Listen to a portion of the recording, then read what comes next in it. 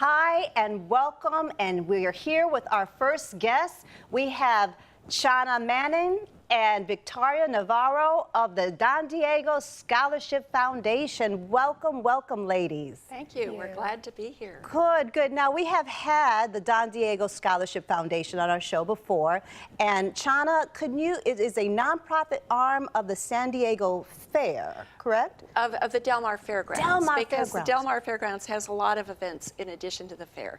The National Horse Show, lots of other horse shows, the Del Mar Thoroughbred Club race meet. This weekend there's a dog show. There are lots of events going on at the fairgrounds. The biggest event and the place that most of our scholarship applicants come from is, of course, the San Diego County Fair, like Victoria.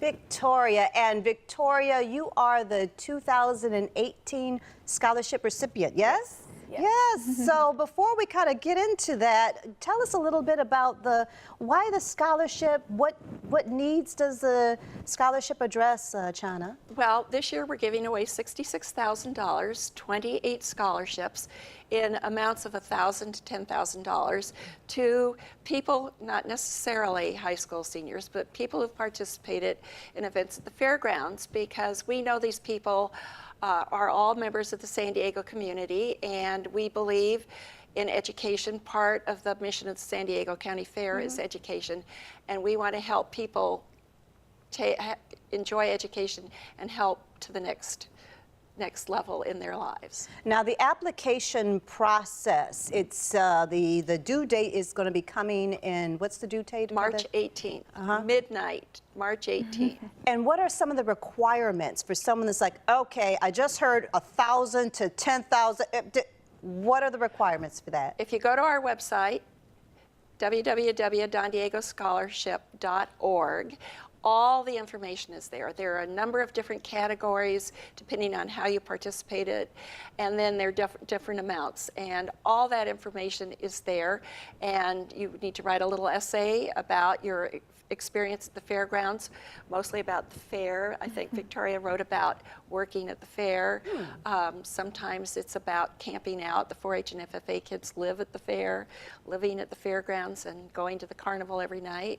You know, different experiences, and just don't be late in getting that application. Absolutely. So, Victoria, tell us a little bit about your experience with working with the facility there and the application process. Well, I started working there when I was 14, right when you were allowed to work at the fairgrounds, and I was so excited. I didn't care what I was doing, so. And tell us what you were doing. Yeah, I was a groundskeeper, so I went around picking up trash, sleeping with everybody in a group. But the friendships I created there, I still, to this day, have 4 years later, 3 years later. So that was last year, and do you have to be a senior in high school? What was some of your experience? What is that? For the application, I was a senior in high school, and I wasn't sure what they would, because I wanted to do community college first. Sure. But I just wanted to give it a chance, and I'll say a little bit about what it's like and encourage other people to definitely try and get a job there. I mean, for your first job, you can be a freshman in high school or 8th grader and, try and do something to gain a little money during the summer. So how was the process in and of itself for you and the selection of all that? Was it unnerving for you? Give us a little bit of your personal experience. Of the application? Yeah, the process, the whole thing there.